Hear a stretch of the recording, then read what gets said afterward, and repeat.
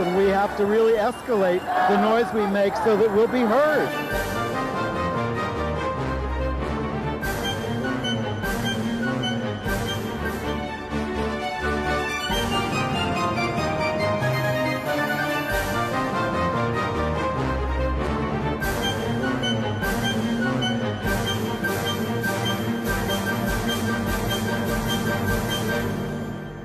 Welcome to Gay USA. I'm Andy Hum.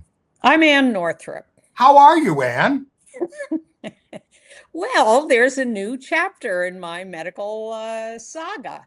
Last week, in addition to telling you last week that I'm leaving the show, I also told you, unconnected, not part of that, that didn't I tell you I have a new mass in my chest? Yes, but what's the next part? I haven't heard it yet, so I'm hearing it along with everyone else. That's true. I was a little freaked out about that. I thought, oh no, my oncologist told me I was cured, and here I am with a new lump. What's going on? Well, I had a biopsy yesterday, and while I don't have the official results, the radiologist who did the biopsy said, oh, please, why are we even doing this? It's just a ball of fat. It's very common after surgery. Nothing to worry about. I'm 99.9% sure. Well, that's a great relief to us, I'm sure, as well as to you. Fantastic. I was prepared. I had an appointment right afterwards with my oncologist, and I was prepared to go say to her, what do you mean I'm cured? I've got this new lump. But instead, I had to go to her and say, you were right. I'm fine. So, you know, I'll tell you the official. It takes a few days to get a biopsy analysis, but every expectation is that I am absolutely fine. The lump is just a little fat, and we can move on. We're going to miss your updates, but you can still send them to Gay USA. You just go to our website, and our email is there. That's how I'll remain with the show. Medical updates. Why not? You can come in anytime. You are always welcome. If you have something, seriously, you got something you really want to get off. Well, I was going to say get off your chest. If you want to say, you call us anytime. We'll slip you in the program. I appreciate that. Thank you. Okay. Meanwhile, well, in the news.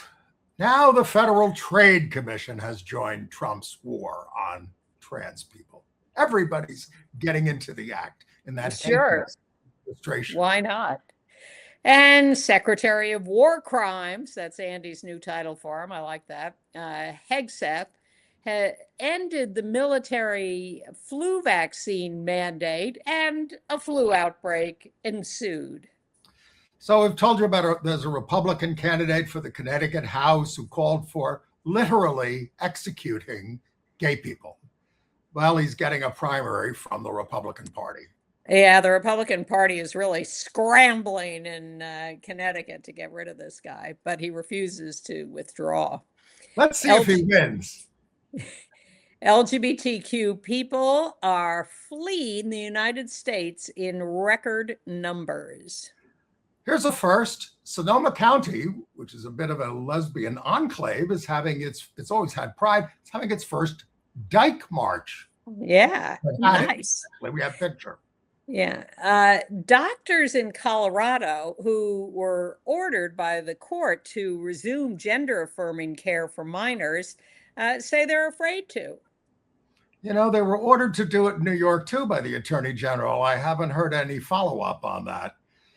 Clive Davis. Sorry? Yeah. Sorry.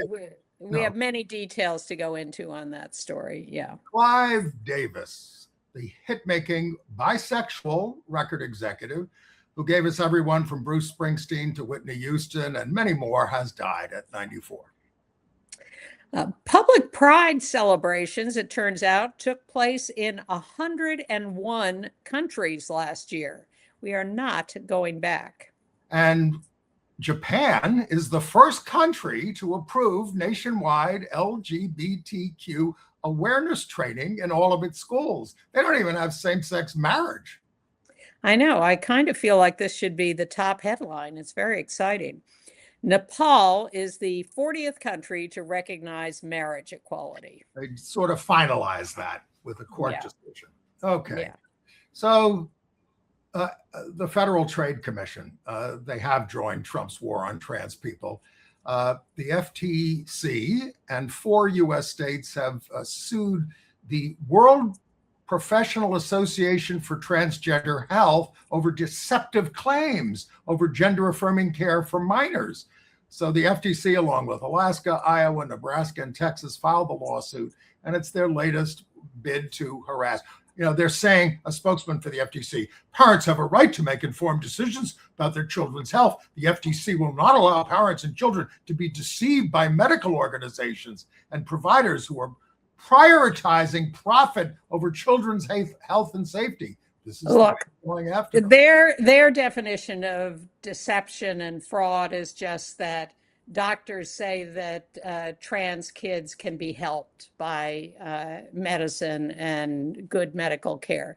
That's the FTC's definition of fraud, and that's why they're going after them. Well, they're also probing the Endocrine Society and the American Academy of Pediatrics over guidelines they set for gender-affirming care. It is And these organizations, the trans organizations, the medical organizations, say this is a relentless and targeted attack of pure retaliation. This is just all a campaign by the right wing to wipe out any of this care and to allow trans people to exist and to be defined as who they are. But meanwhile, there's a terrific judicial decision today as we meet. The judge has blocked these phony subpoenas that have been given to hospitals asking for all the medical records of trans youth. And the judge says, no, we're going to continue to fight this out. And meanwhile, these subpoenas are to be held in abeyance. You do not have to follow these subpoenas. But the march to fascism continues. I mean, whatever you think of what happened in Texas with the what they call the Antifa activists who protested at Prairieland ICE detention center, where an officer was shot. I mean, but they have sentenced these activists to a combined 450 years in prison. I mean, it's like 1,000% longer than the recommended thing for some of these people who were. One of them was 100-year term, et cetera. So, but, Todd Blanche is thrilled. It's disgusting. You go out and protest and you're arrested and put in jail for 50 years? No. So I'll give you a few other good news legal decisions, and then we can continue the list of horribles. A judge has blocked the Trump collection of Social Security and citizenship information, which is meant to screw up the voting system and deport more people. And the judge has said, no, this is absolutely unconstitutional. You're not supposed to even have this information, let alone use it in these ways. Another judge has blocked subpoenas of Tim Walz, the governor of Minnesota. The government has been trying to relentlessly punish him for the successful actions of the people of Minnesota in driving ICE out of there. And the judge has now said, cut it out. You cannot phony up subpoenas against Tim Walz. And we're waiting to hear about the Supreme Court decisions that are on the docket, that it'll be decided in the next week or so. There are 12 outstanding decisions, and 8 are considered major. One of them is the West Virginia case on trans youth medical care and whether that's allowed. So we'll keep an eye on that. Hard to be optimistic there. I am optimistic about the birthright citizenship decision. Yes. Well, so am I, but we have found we cannot count on things entirely, but keep your eyes on that, and most of it will be decided by the time we see you next week, so we'll discuss it then. All right, let's talk about the Secretary of War Crimes, Pete Hegseth. He lifted the decades-old mandate that all military personnel had to get vaccinated for the flu. Now, let me bring you back to World War I. What they call the Please don't. No, what they call the Spanish flu, right, was rampant then. And a lot of it was on American bases, and they weren't controlling it. But we got into the war, so we sent these men on ships to France to fight, and they all got sick on the ships. We lost more people to the flu in World War I among the soldiers than we did to battle. So that's what I'm saying. But he said, no, military personnel, requiring the shots was an unrelenting war on our warriors, including their right for medical autonomy and freedom to express their religious convictions. So what happened? A major flu outbreak at the basic training facility at Lackland Air Force Base. And now they've more than 200 Air Force soldiers have been stricken. So what have they had to do? They've had to say, oh, never mind, go back to, a mandate for the flu vaccine. I guess their religious freedom is not so important after all. Yeah. And also HHS, Health and Human Services, is threatening to end PEPFAR funds for South Africa. They, as you know, they have demolished USAID. They have cut PEPFAR funds around the world. Well, now they are telling South Africa that they're not going to get any PEPFAR funds unless they get rid of their laws that empower their Black citizens. That's to DEI for the United States. As a result, the almost like 95% of the refugees we're taking now are white South Africans. Well, if we take them all, then maybe South Africa can go back to empowering its own citizens without losing funds. Or maybe the U.S. will decide no funds are needed for a country with a Black population. Another good court decision out of Colorado from the state Supreme Court. They've ordered Children's Hospital, Colorado, to resume providing gender-affirming care to trans youth after they were suspended in January. So now it says they are resuming the program, but the doctors are very nervous about providing the care for fear of losing their medical license or facing criminal charges. Yes, well, it is scary when the federal government says you're going to lose all your Medicare funding. That's something to be concerned about. So the hospital is saying, well, we'll do it, but the families need to put up a $250,000 bond before the care is resumed. Oh my God! And discouraged, a discouraging court decision in California. California passed a law saying that schools are not allowed to automatically out trans or non-binary or gender questioning kids to their parents, because often the parents are not happy about that and may act out against the kids. So the law says that the kids have a right to some autonomy in this. Well, parents went to court and said, come on, they're our kids. You have to tell us what's going on. And the court has now blocked the law temporarily while this is being adjudicated. And on the basis of parents' rights, kids are not protected from schools outing them to their parents. Well, they should make the parents sign something that they're not going to throw their kids out if they find out. And hand over a $250,000 bond. All right. We told you about this Republican nominee for an Eastern Connecticut House seat, Jaden McCormick. We got a picture of him, 23. He has been agitating for the death penalty for homosexuality, and he posted that it's in his Bible. It is, in fact, in Leviticus. He's also reposted content questioning the true death toll of the Holocaust. So he also doesn't think women should hold political office. Well, that's in the Bible. He's 23 years old. Why is anyone listening to this guy? Well, this is who they get. So the Republican Party, this was too much for them. Can you imagine?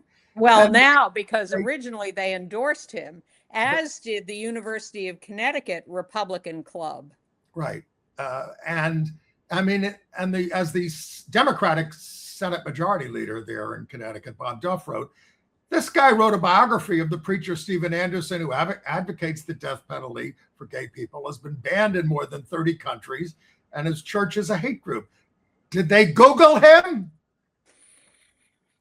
So now the Republicans are in panic mode because this guy, Jaden McCormick, gave a radio interview where he stood up for all these views. He didn't back down an inch. He said, this is what I believe. I'm right. This is how we should be running things. Yes, LGBTQ people should be executed. He published a picture of a noose. He's just out of control. So someone has come forward to primary him. Luckily, the Connecticut primary is not till August. Imagine if it had been yesterday, like in New York. They only had a few days to gather the signatures to get them all. But they got them. They got the signatures. This guy's name is Tony Emilio, 70 years old. We have very opposite views, he says, of this guy. I believe that God is love. I don't think he's vengeful and wants to lynch anybody, though the God of the Bible does cast us into hell for eternity, if that's of any, for doing these things. Well, you go get him, Tony. We're in favor of you winning the nomination, just to get Jaden McCormick out of the way. But this is for a House seat in Connecticut. This is which the state Republicans house. are going to lose. There's a Democratic incumbent. I think they're going to lose the seat. Well, maybe. It's Eastern Connecticut, which is a more conservative part of the state. It is. All right. Should we go to York, Pennsylvania, where there was an independent pro baseball team, the York Revolution. They canceled their Pride Night game Thursday, citing players' refusal to wear uniforms with rainbow sleeves 1 week after 3 San Francisco Giants players altered their own team's Pride-themed hats. So this is becoming a huge national controversy. Well, the San Francisco Giants are sort of saying, look, we did not communicate appropriately with our players. They should have known they could wear their regular uniforms without the pride symbols on the caps or whatever. And then they wouldn't have had to write biblical references on the caps. I don't know whether the players would have gone along with that or whether we think that is appropriate. But that's where it stands at the moment. But the Department of Justice, because they have nothing better to do, and because that's all they do. Exactly. They are now going to investigate this whole mess with the San Francisco Giants and Major League Baseball in general. Every other team that does Pride Nights held them successfully and peacefully this year. And the Giants were the only ones who had this little kerfuffle, and that was just 3 ornery players. So it's also important to understand that these Pride Nights do exist successfully around the country. And we should straighten out this little problem, but we should not get Todd Blanche involved in going after all of Major League Baseball for these Pride Nights, because of course this will be seen as DEI. But going back to the York Revolution, we should note that the team said that the players boycotting was completely inconsistent with our vision of being the most welcoming place in York. And they donated $10,000 to the Rainbow Rose Center, and they had to forfeit the game because they only had fewer than 9 players on the 28-man roster were willing to play in Pride uniforms. Oh, come on. Yeah. Well, don't you have any pride? Don't you have any gay relatives? Aren't you gay yourself? Well, that may be the bigger question. All right. More on that later. Well, by the way, J.D. Vance says that sports teams, we have a picture, there he is. He's such a good, don't have to do Pride Nights anymore because Trump won. Is he the most awkward man on the face of the earth? Yes, I hardly see him getting elected president, but I didn't think Trump could get elected. And there you are. Well, I did, but I agree with you that I'm skeptical that Vance can pull it off. But Marco is just waiting in the wings, quietly biding his time. Well, I don't want him as president either. I think he ought to resign and say, I'm sorry, we did all this crap right now. But Gays Against Guns is doing double pride on Sunday. They're the grand marshals in the New York City, one of the grand marshals in the New York City Pride March, which starts at noon. And they're going to finish by 2:30. So there's plenty of time to march on the Queer Liberation March, which kicks off at 3 from Union Square. So that's Sunday. Let's do a little review of the whole weekend. On Friday, we have the drag march assembling at 7 o'clock at Tompkins Square Park on the Lower East Side or East Village, marching, stepping off around 8 to just saunter over to the Stonewall, a mere mile away. You can dress up, you can not dress up. Well, it's harder to do in heels, come on. Well, many people do it, but many of us don't want to do that, even in our real life. But the drag march is very colorful and friendly and casual, and everybody's welcome. And that's Friday night. Then on Saturday, there's a new little event which everyone's invited to in the afternoon, a sort of pre-Dyke March event, 1 to 3 p.m. at the lovely Angel of the Waters statue in Central Park at 72nd Street. Bethesda Fountain there. Very famous. You recognize it from a million different movies. But it was made by an out lesbian sculptor, Emma Stebbins, and is quite the landmark. So the sort of artsy gay people are gathering there from 1 to 3 p.m. just to hang out casually. And as I say, it's open to all. Everyone is welcome.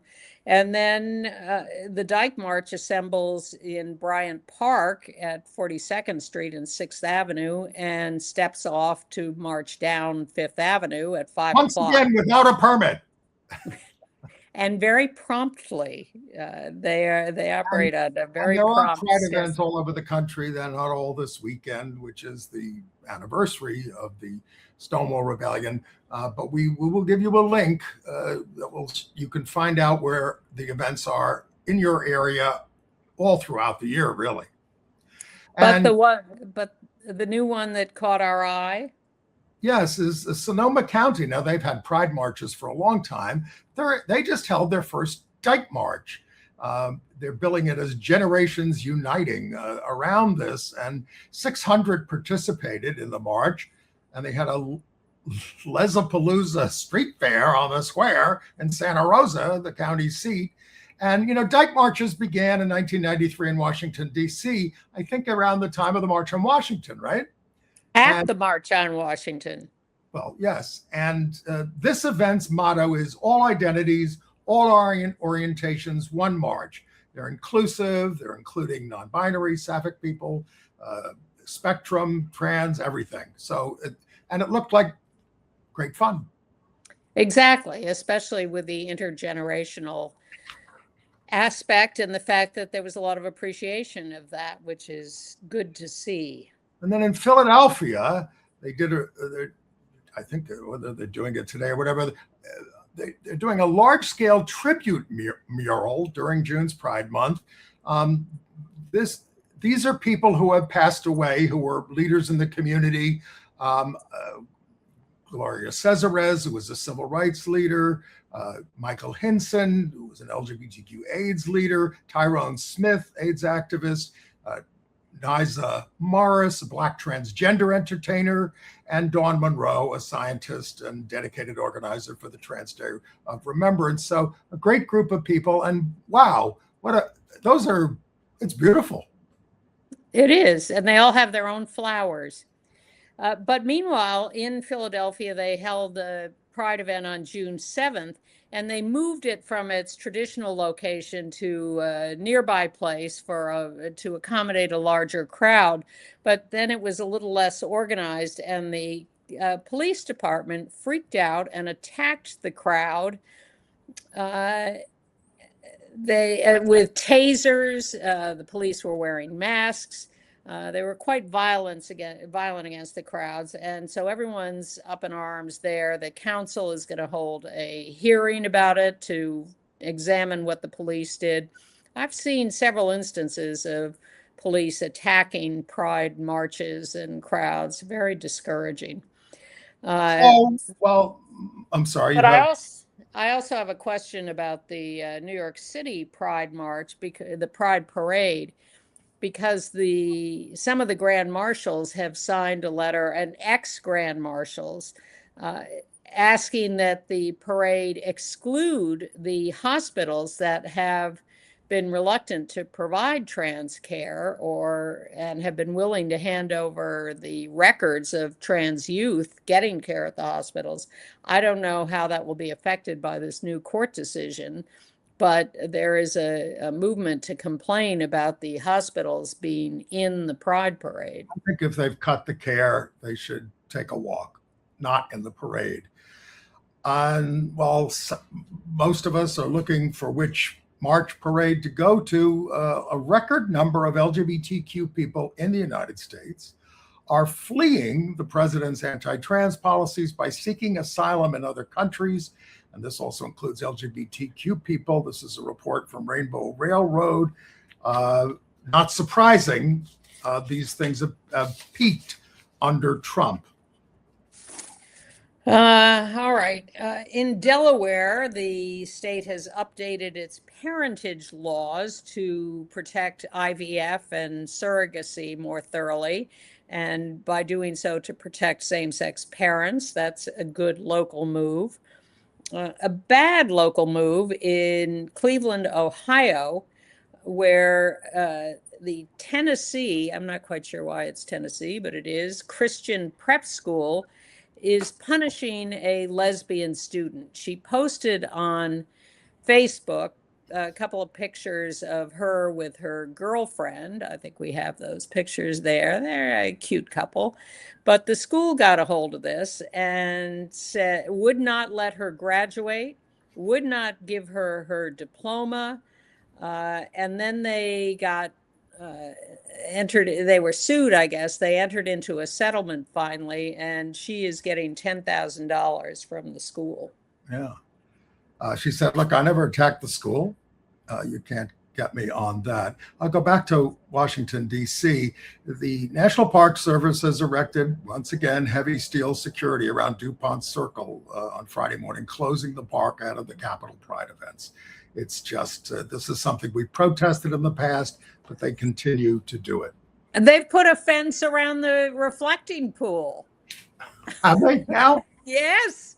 Oh, Yes, they just put I'm sure it looks wonderful. What color is it? And well, they're having some big event there, and it's going to be sitting there with this big fence around it and all the algae sitting on the top of it. I can't believe the people still defending him. Yeah. By the way, speaking of Washington, the pro-LGBTQ heavy metal band GWAR, GWAR, has staged a fake onstage execution of at least 4 U.S. presidents, but it never received visits from the Secret Service about it until Donald Trump became president, they said. In Erie, Pennsylvania, they were having a city council meeting. The city council president is a trans man, highly respected. He's been elected the president of the council. But another council member doesn't like this and is relentlessly bullying this guy, and got up and was ordered to do something and replied, "Yes, ma'am." And people took offense. And at the next council meeting, 6 people showed up to object to this and to yell at this guy. He had no response, but he left the meeting and hit on a young female reporter on his way out. I would say, where are your manners? In Delaware, the governor, Matt Meyer, signed a bill updating parentage laws around in vitro. Just spoke about that. Okay, you got that. By the way, it is so complicated that I'm linking to the story. Okay. Because it's very subtle. Mobile, Alabama, a trans woman, LaDeja Walters, 32 years old, was found shot dead. Not really any other details available yet, but yet another murder of a trans woman. And in Alabama, Kalena Peaches Krosky, a 32-year-old Black trans woman, was found unresponsive during a routine check at Birmingham City Jail last Thursday and couldn't be resuscitated. This was followed a suicide attempt by another inmate in the vicinity. They're not taking care of their inmates. There are many places in the United States. Jason Collins, the out gay basketball player who died recently at 47 of a brain tumor, is going to be honored at the ESPY Awards this summer. He's going to be awarded the Arthur Ashe Award for Courage, which will be, the ESPYs are a very popular annual event on TV, highly watched, and it will Didn't be they nice. give that to Caitlyn Jenner once? They did when she first came out as trans. Yikes. Well, Jason Collins is a worthy recipient. Exactly. Caitlyn Jenner is a traitor. I would agree with that. To her own people. Yeah. A few other people we've lost this week. Well, certainly Clive Davis, here in the picture with perhaps his most famous client, Whitney Houston. He's died at 94, multiple Grammy, record producer, executive, etc. I mean, he was president of Columbia Records, where he signed Carlos Santana, Bruce Springsteen, and Janis Joplin. He's also credited with revitalizing Aretha Franklin's career at Arista. He signed Barry Manilow and made Mandy a hit. He also signed the Grateful Dead, Patti Smith, Lou Reed, Dionne Warwick, and of course, Whitney Houston at the age of 19. So he publicly came out as bisexual in his 2013 autobiography, The Soundtrack of My Life. Now there he is with his surviving partner, Greg Schreifer, who you hardly see mentioned in the obituaries that are appearing about him. But what he wrote is that openness in all areas of life is an important component of happiness. He'd been married a couple of times, but he said he opened himself up to relationships based on the person rather than the gender. He got the President's Merit Award in 2009 from Obama, Rock and Roll Hall of Fame as a non-performer. So, you know, quite a power, probably the most power in the music industry. Enormous, but one wonders what was in the water at Arista. You have him coming out very, very late. Whitney Houston outed after her death. Barry Manilow coming out very late. It's just it's a little list there. Do it while you can. Do Yes. it while you can. And then we lost John Tanzella, the president CEO of the International LGBTQ plus Travel Association. For the past 2 decades, has died at 61. This is an association that connects travel professionals, organizations, and companies who value LGBTQ travelers. He died in Palm Springs, was a tireless champion of young LGBTQ tourism entrepreneurs around the world, especially those living in places where being themselves was illegal, dangerous, or deeply stigmatized. And I think we should also note the passing of James Burrows, the legendary television director who died this week, who, starting with the Mary Tyler Moore Show in the 70s and on through Cheers and Friends and Frasier and Will and Grace and others, he directed every episode of Will and Grace because he thought it was so important that it be done right. And he is getting many, many accolades for his allyship through this entire career with the LGBTQ. Everybody loved having him as a director. Yes. And if you look at these shows, they all had gay episodes, gay characters, whatever, and always treated with respect and appreciation. No cheap jokes, just inclusion from early on. All right. International news? Yes. So Outright International reports that Pride events last year took place in 101 countries out of the 183 UN member states last year amid bans, arrests, and funding cuts. Now, so the purple areas are the ones that have multiple ones. The orange areas, Pride is held in one city, including Mongolia, I see there. With the red ones, you can see that's where Pride is not held. And wow, so we have spread around the world, but we have a ways to go. We do.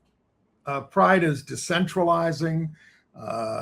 Crackdowns have intensified, and we could go through what some countries have done to them, but people are doing it anyway. Well, corporate sponsors continue to withdraw, and ending their sponsorships.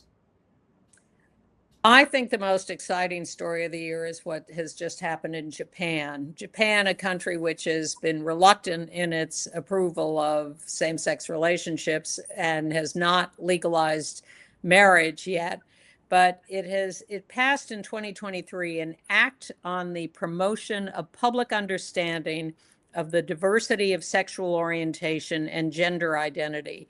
And they are now instituting a national education program in schools, universities, workplaces, homes, teacher training to increase public awareness and understanding.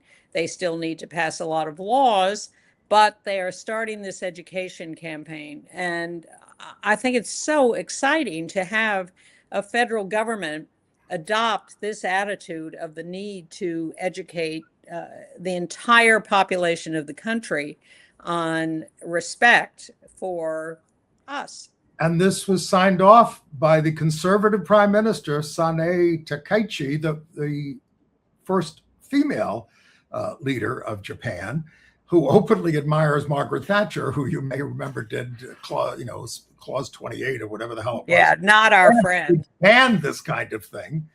Yeah. But Japan is still the only G7 country without marriage equality. So tell us what to expect from Andy Burnham. Well, Andy Burnham is going to replace. They're acting like they're in turmoil. No, they're totally united behind the guy there in the left who's taken the selfie. He was the mayor of Manchester. He's considered to have a more pro-gay record than Prime Minister Keir Starmer, who has resigned, although is staying on until they go through the process of making Andy Burnham the prime minister. So Burnham has been very good on many LGBTQ issues.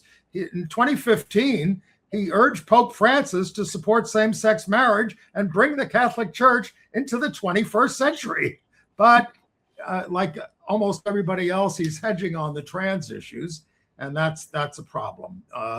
After the Supreme Court decision there that defined sex as biological sex only, he said, well, those guidances should be introduced in the fairest and most compassionate way possible. Single-sex spaces should be protected, but without marginalizing already marginalized communities.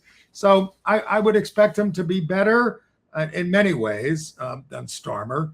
And he's, they hope that he's the savior of the Labor Party, which is sinking in the polls to the fascist Reform Party, although he won his seat just recently by beating a Reform candidate who would otherwise probably have won that seat because he is popular. He's relatable. Okay, well, that's a good step in the right direction. And speaking of the Vatican, they have just rejected a request from the German church to allow women to speak at masses. And the Vatican said, nope, only ordained priests or deacons can give sermons at mass. We're holding on to this for ourselves. Don't let those stupid little women. I mean, or lay people. This is nuts for a church that's going down in many places. You don't allow women to be ordained, and now you say they can't talk. Perhaps they should run for the House in Connecticut. Nepal's Supreme Court has ruled in favor of equal marriage. It's a huge win. I mean, again, they've been edging up towards this, but now Nepal is the 40th country in the world to legally recognize equal marriage. So they have done it. Just a little note to make sure we leave room for our special video at the end of the show. Yes. Another big triumph in Kyiv, Ukraine. They held the biggest pride parade they've held since the start of the war. Great. Back to England, Graham Norton just won a U.S. court case forcing Meta, that's Facebook, to name the person behind the deep fake posts against him, which attacked his mother, his own ill health, his partner, falsely labeling him offensive, racist, or otherwise, all this kind of stuff. So he won his case, and they're going to try to expose whoever this person is.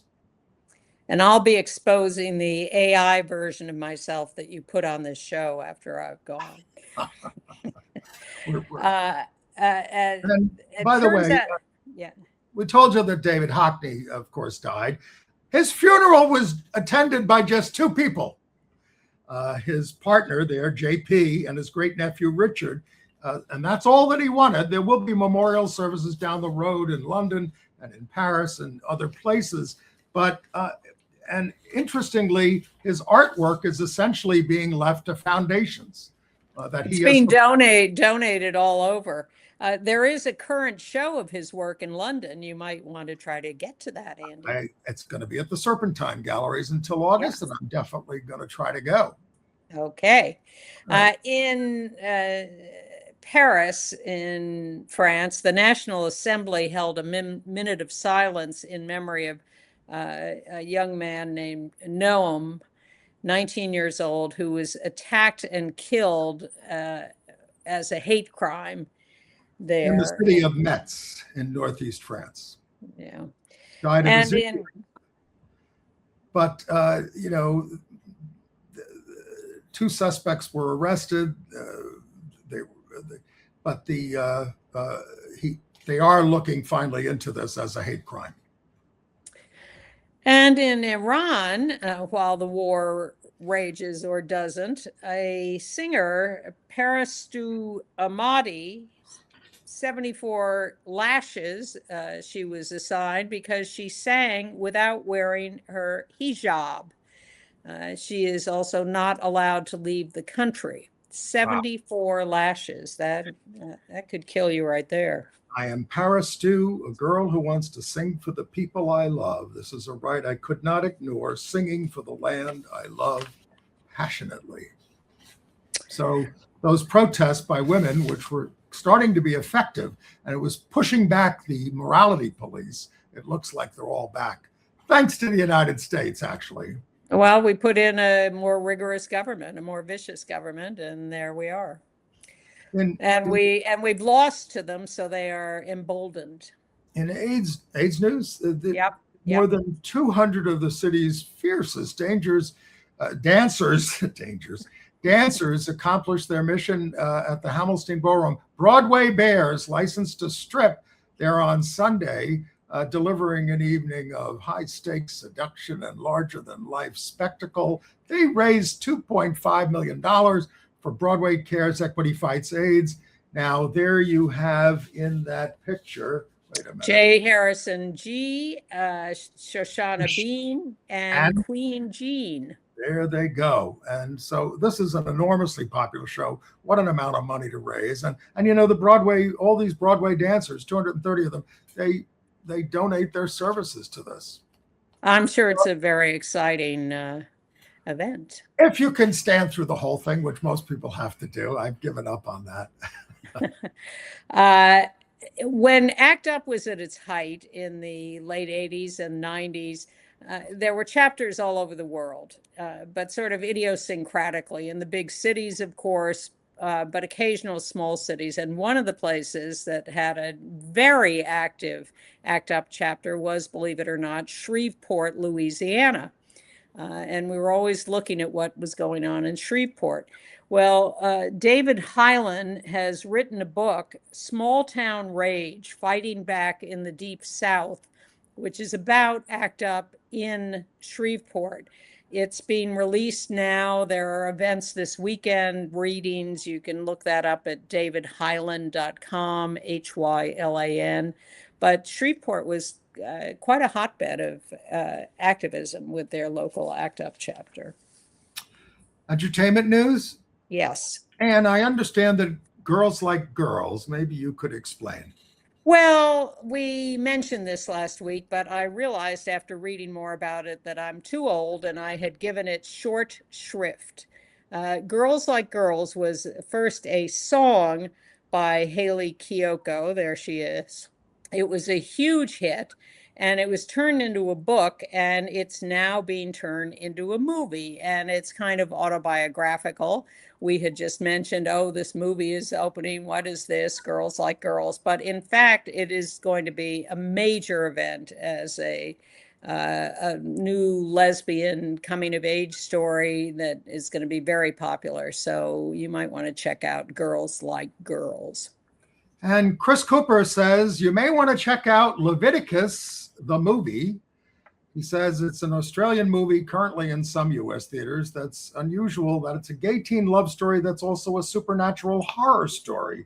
He says it excels at what the best horror specializes in, taking a real-life evil in our society and using something unnatural to spotlight it and ramp it up to the nth degree. Longing and fear coexist in equal measures. He recommends it. It features a very tender romance between these teenage boys, but the community unleashed, this is not from Chris, I'm reading this from elsewhere.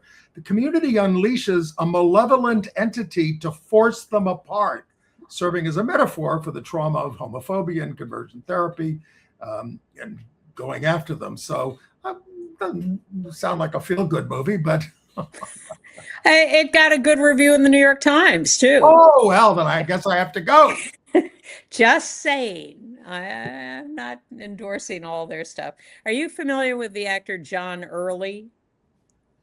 Sounds familiar. Okay. Well, our friend Jackie You have a picture of him? Yes. You look him up while I talk. Jackie Rudin turned me onto this, and I had seen him on Watch What Happens Live with Andy Cohen. He wrote, directed, and stars in a new movie now playing in theaters, Maddie's Secret. He plays Maddie, which is a female role, and this too has gotten some rave reviews. And is, I can't describe the whole plot, but it's something that people are taking a look at as something to pay attention to.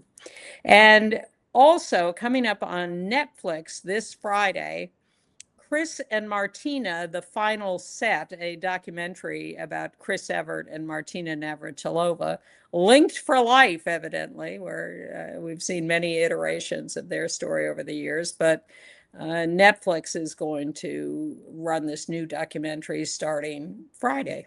Am I wrong that they both have dealt with breast cancer? Yeah, I think they have. They certainly have both dealt with cancer, and yes, it could have been breast cancer. Yes. Right.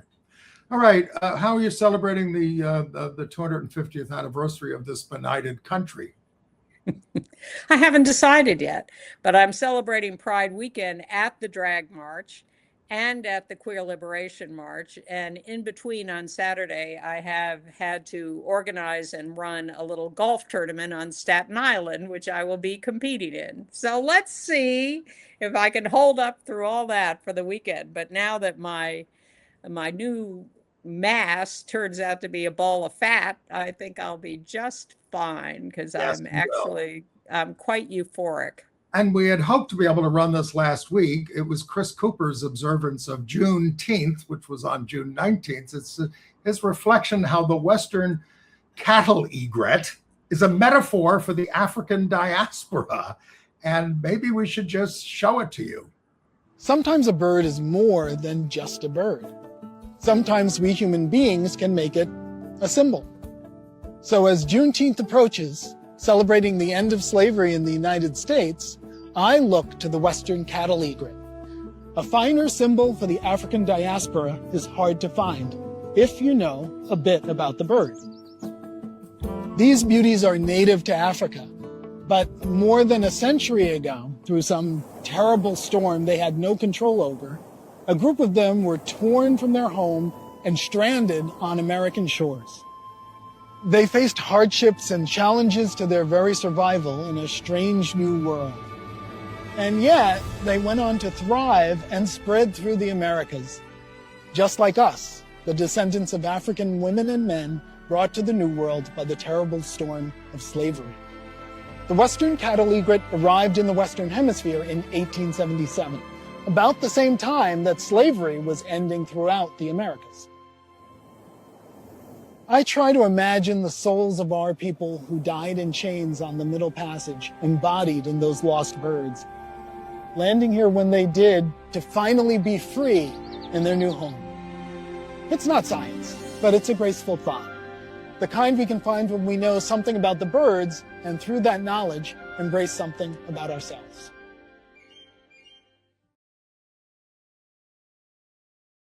Well Really done, beautiful. Chris. Very beautiful, very beautiful, very insightful. Now, by the way, I don't watch as much golf on TV as Ann still does. I did watch the U.S. Open this week from Shinnecock, where this guy, Wyndham Clark, won. Now, of course, last year he was reviled by everybody for breaking a locker when he was frustrated after the tournament at Oakmont, and I think everybody condemned him. So when he shows up this year, and he seems to have gotten his act together, the New York quote unquote fans treat him absolutely abysmally. They don't clap for his good shots, they root for his bad shots, and it was just appalling. I mean, all right, so you're attacking him for bad behavior, and you're acting like animals.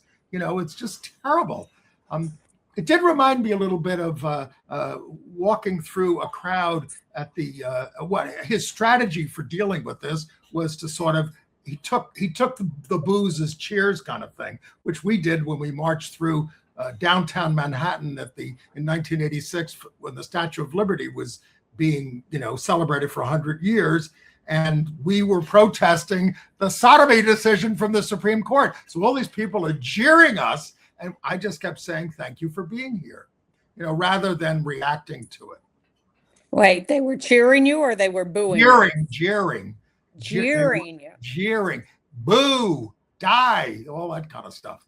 Well, Wyndham Clark's an interesting case because he has had a temper over the years and been not particularly appealing, but he was featured in the Netflix series about golf, Full Swing, I think. And what that showed us was that he signed up with a psychologist, a woman, who worked with him to get to his issues and to change his attitude. And he's come a long way. And what really impressed me about him winning, and I was cheering for him while others were being so ugly and horrible, as they were at the Ryder Cup last year, which was a disgusting display of boorish behavior by the New York crowds, and it's why I root for the Europeans in those competitions. But Wyndham Clark, when he won, he had an entourage of friends and family who came out of the crowd cheering, loving him, thrilled at his win. Usually there are like one or two people who are around to cheer a winner. He had so much support from these people, including the psychologist who was there, and his father, who had flown in secretly overnight from Colorado and surprised him on the last green. And that was just so heartwarming to see, and so wonderful to see him stay in control of his emotions and not let the crowd defeat him. It was a tough ending. He had to really fight to win the tournament in the end, but he's clearly done the work on himself, and he paid for the damages, and he made contributions, charitable contributions, and he apologized sincerely and profusely. And that kind of evolution is a pleasure to see. None I'd like of to us see. None of us should be defined by our worst moments. We all have them. Some of them are not as famous as that. Maybe if I get a good psychologist, I could get back to the game, or I'm certainly going to need one for dealing with the loss of Ann Northrup in a month. We'll find you someone, Andy. We can get you through your mourning period. All right. Hey, we didn't talk about the elections at all. Of course, it was quite a sweep for the Democratic Socialists.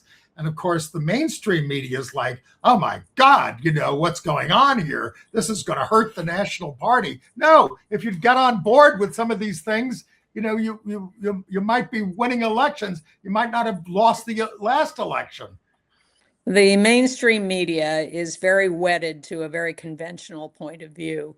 And what I liked was someone pointing out, look, when AOC was elected a few years ago, we all thought that was the end of civilization. But she has worked very hard to ingratiate herself in Congress, build relationships. She's a credible candidate for president of the United States in 2020. Exactly. So I would say, give them a chance. Let's see what they do. And certainly better than Adriano Espaillat funding ICE. And I had another list of his bad acts, but I don't remember it well enough. I was at an event where a New York Assembly member said, and this is from a liberal district, I'm not going to say his or her name, saying, we can't, get over it. We just can't we can't do everything. We can't do certain things. And I'm like, raise taxes on millionaires. I mean, you're not funding things that you are responsible for. Yes, the public housing is falling apart in New York because you're not paying the bills. Because you want money from those millionaires who are paying you not to raise their taxes. Exactly. It's just, come on. Anyway, good to be with you all. And on that cheery note, we will see you. We will be together next week, back in the studio, we hope. And we hope to see you then. Bye-bye. Sometimes a bird is more than just a bird.